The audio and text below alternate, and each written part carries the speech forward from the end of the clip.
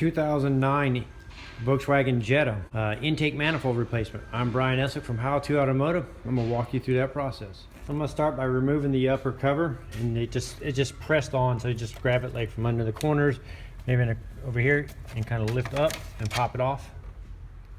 Next, I'm going to remove this this hose for the PCV system right here, and it just has a squeeze tab, and so you're going to squeeze it, and then you should be able to pull it off. If not, you may use a little pocket screwdriver in here and spread it out a little bit and kind of wiggle it off. They do break very easily, so be careful. Next, I'm going to take the two Torx out here and here, and take the vacuum hose here and flip it up out of my way. So now that I got that hose off and just kind of tucked out of my way, so I decided to go ahead and just take the whole air box out. So I went ahead and popped it off here, took my hose clamp off at the mass airflow sensor.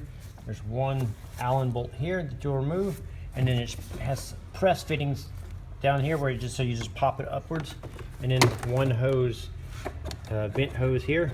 Take that off, and now you can unplug your mass airflow sensor, and you should be able to lift the whole air cleaner assembly out of the car. So now that the air cleaner is out, I'm going to tackle removing the intercooler piping here. So I'm going to start here, pop the clip up here, and separate here. Take out the Torx that mounts it here on the corner, and pop off the hoses that mount on it. And then there's going to be another Torx here, and I'm going to remove the hose clamp a little lower and take the whole pipe out. Next, I'm going to take off the pan back so you can see.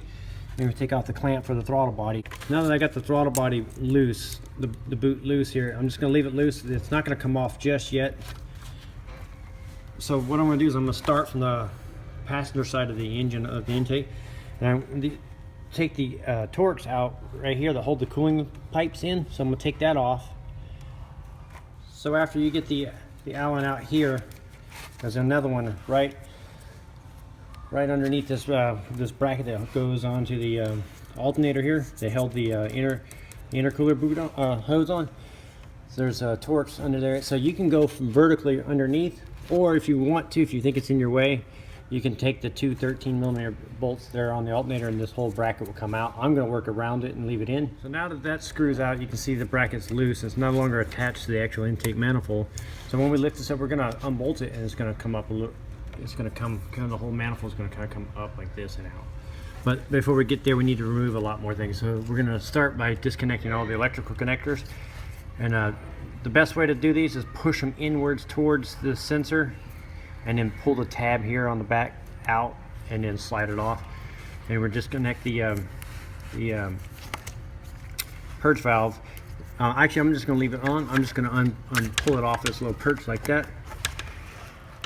And then the same thing here. There's a couple Torx here on the opposite side. I'm going to remove those. After removing the Torx screws or hold the little wire loom on here, it looks like we can leave all that pretty much plugged in.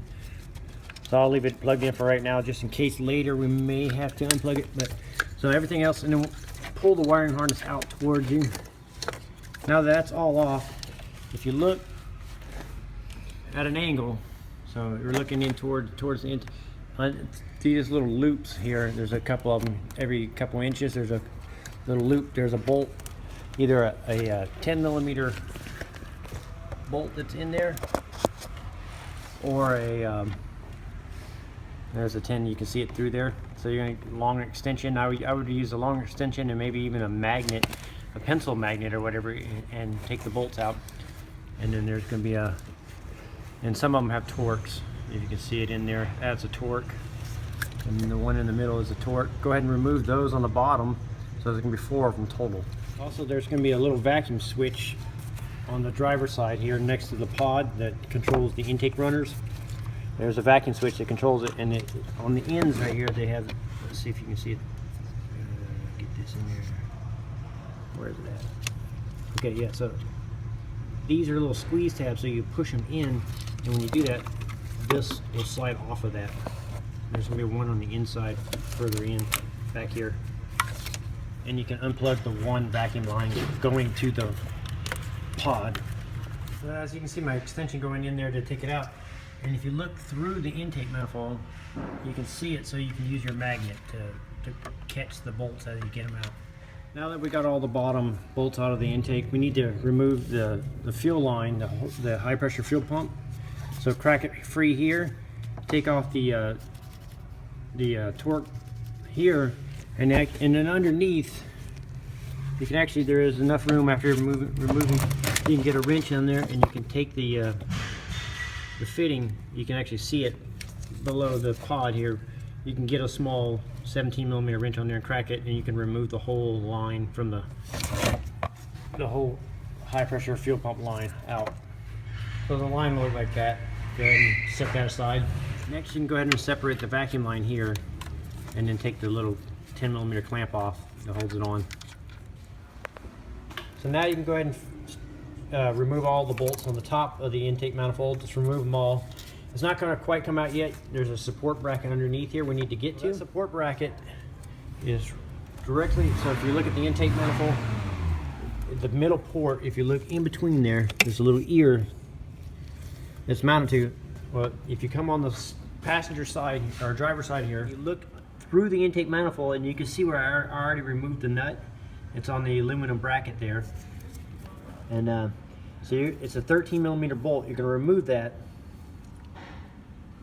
So I'm sticking my screwdriver through the middle of the bolt, or the intake where I pointed down earlier. So right there's where that 13mm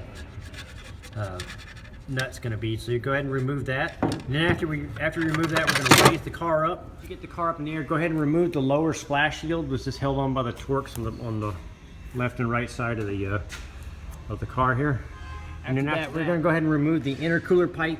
So you're going to remove the Torx here and the hose clamp that's here. And a little further above it is going to be a sensor for the just unplug your sensor on the snorkel. And then earlier we already loosened the clamp up from the throttle body. So now you can just wiggle it out and pull it out of the car. Now right next to the upper radiator hose, to the left of it, is going to be a little star bit, and you're going to remove that bolt, and that bolt goes up. That's part of the bracket that goes up to the top of the intake that's supporting it all. So go ahead and remove that. So now that you got the support bracket off, you can see, as you can see, the intake is loose, and the injectors are pushed into the cylinder head, and they're mounted on the inside of the intake here. So you're going to have to remove your oil filter, and then I did have to end up at least loosening the alternator bracket. And now you can pull the intake back. Now you can finish unplugging your wire loom. So these little tabs and stuff will connect it here. You unplug the pressure sensor and the injectors, and then just kind of keep unplugging stuff and working it, and then kind of work its way out until everything's out. Okay, now that we got our intakes off, as you can see, some of the injectors stuck into the runners here. So we need to get these out and put them back into the block. So they need to look like this, and also to get it out, I also unplugged a few of the injectors. So we're going to put the injectors back in. We're going to change the seals out, and then we'll plug the injector harness back in. And then I recommend that you get new injector seals and change the seals on the ends. If you don't, you have a potential for a fuel leak, and that wouldn't be good. So also, when you order your intake, make sure you get injector seals kit with it and change those over. So if any of yours got stuck in here like this, you'll have to work them out, work the injectors out. And you may have to use a little screwdriver or something to pry them out, and then you'll change the seals on the ends here and here, and also the blue seals that you saw. And you'll go ahead and reinstall these. They just slide back into the cylinder head. So now that you got all your injectors just pushed back into the cylinder head, and all the injector wires plugged back in, and your seals are all changed, I like to put a little bit of lube on these seals, like a little bit of a silicone based type lubricant grease. That'll aid when they slide in and they don't roll these gaskets and pinch them and cause a leak. So I like to put just a thin little layer of grease on them.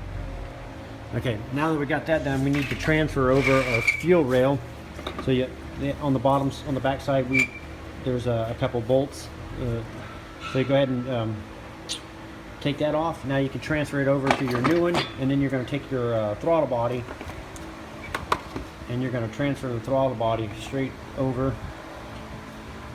Okay, now that you transferred the throttle body and the fuel rail over to the new intake manifold, you need to take this little stud here that's mounted on the, and it just screw it off. You need to transfer that over, and that's what the support bracket was mounted onto.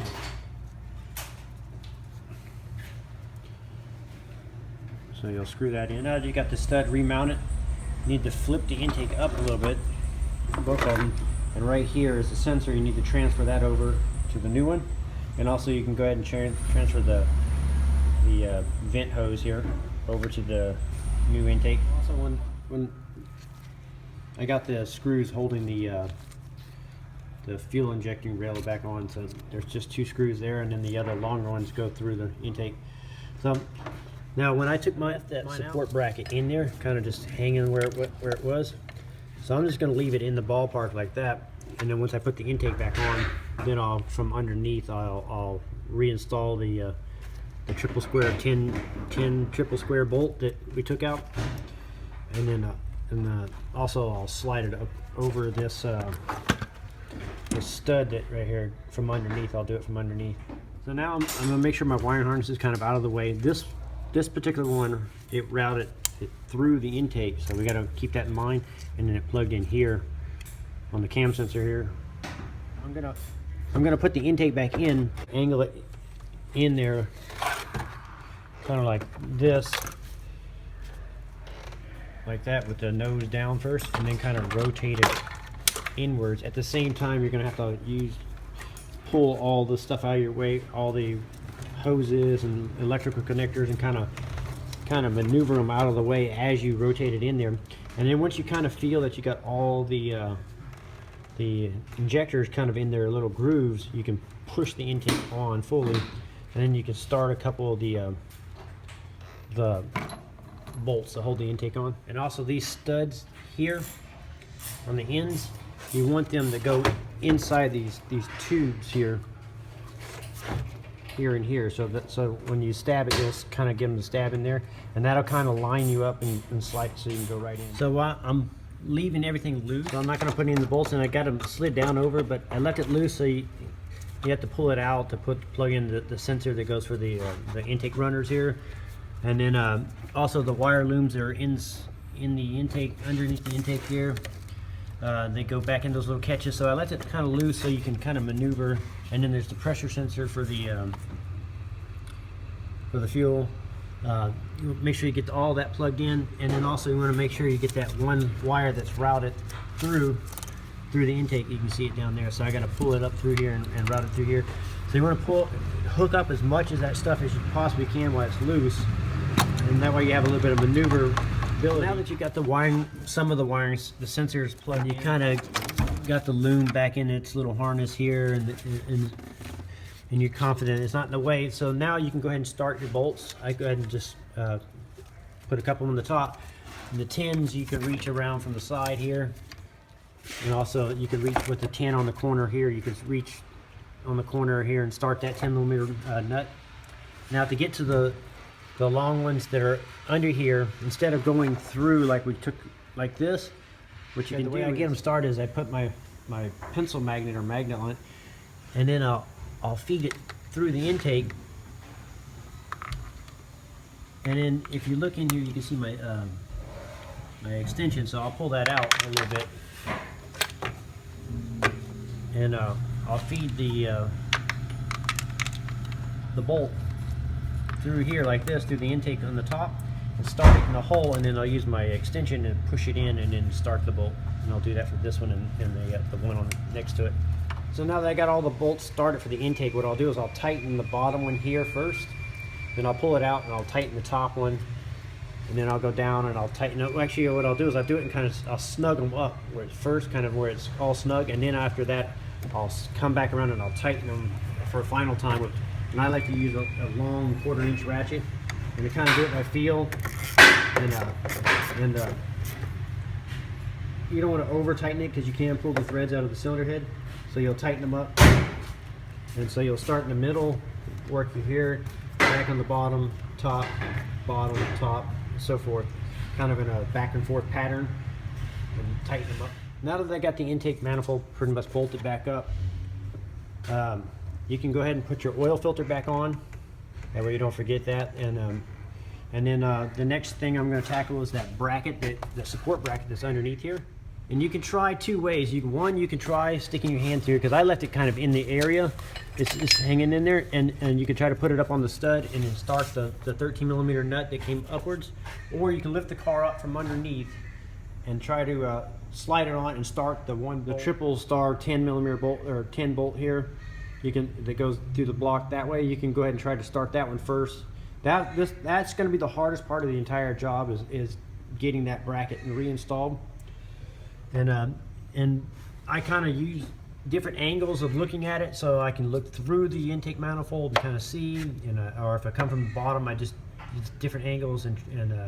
But once you get that on there, you can go ahead and tighten that up. I like to start both bolts, so I start the nut and the bolt before I tighten. I don't tighten one before the other. Get them both started, and then you can tighten them down. So putting that bracket back on, basically I stuck, like if you look at the right here between the heater hoses and the radiator hoses and stuff, I stuck one hand through here and held the bottom of the bracket.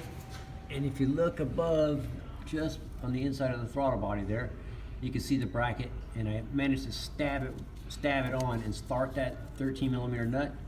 And then once I did that, then I was able to put this nut through and tighten it. And then I tightened that one with a long extension with wall socket from underneath here.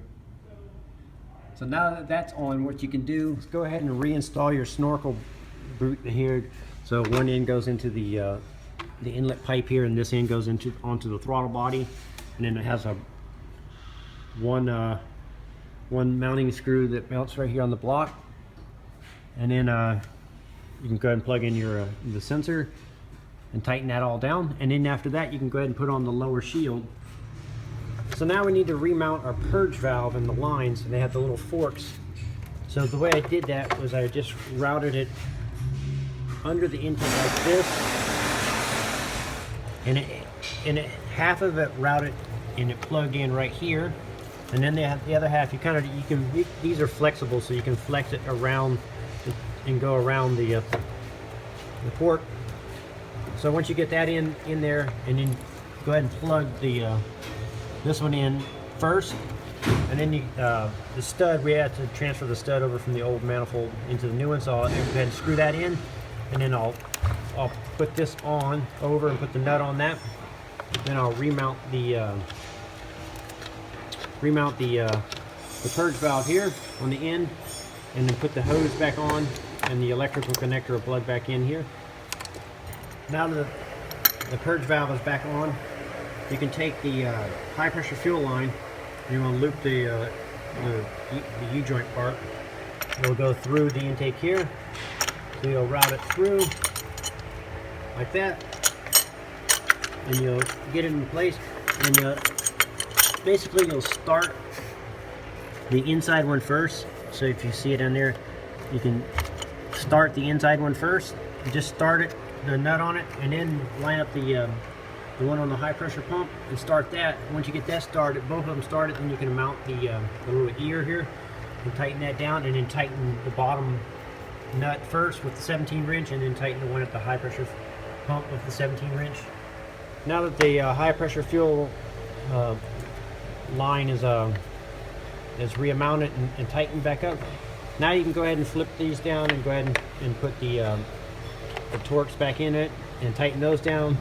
And then you can also, like all the wire looms here, you can go ahead and reattach those with the torque bits and tighten those up.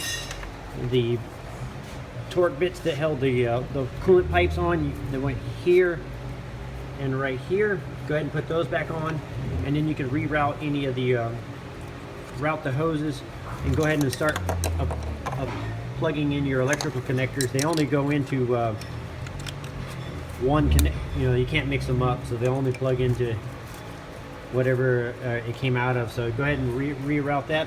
And then also I loosened this bracket to get the intake out a little bit, so go ahead and tighten those back up, the alternator. Now that you got all the wire loom brackets remounted and the pipe brackets remounted, like I said earlier, go ahead and just start plugging in everything. And don't forget to plug in your vacuum line that goes to the vacuum switch here, and in the electrical connector for the vacuum switch. Now that that's all secure, I'm just going to double check, go around, make sure all my vacuum lines, all my electrical connectors are plugged in everywhere. And once I'm satisfied that everything is back the way it was, the way we took it apart, all the looms are back into the little catches and everything. Now you can go ahead and install the intercooler piping here. So it's gonna just push in, and you're gonna push the clip down, remount your screw here to the ear here. And there's gonna be another one here where the alternator bracket is. Make sure you tighten that back up, and then you'll push it onto the here and tighten that clamp back up. Make sure they're all tight. So now we're ready to go ahead and reinstall our air cleaner. So you're gonna route your hose back. It went through back the way it came out. Go ahead and install it, and then remember these right here, these little rubber ports that go over the little nipples here, and they just push on, and then it has the one screw that held, the Allen screw that held it on, and then plug in your snorkel here and reinstall your mass airflow connector. Okay, now that you got the air cleaner back on, all the snorkels are back on, the clamps are all back on, remounted, everything. Now what you want to do is you want to start the car, and you want to check for fuel leaks and stuff like that. And if everything is good, then you can just snap on your top engine cover, and that'll complete the job of how to replace the intake manifold on a 2009 Volkswagen Jetta with a 2.0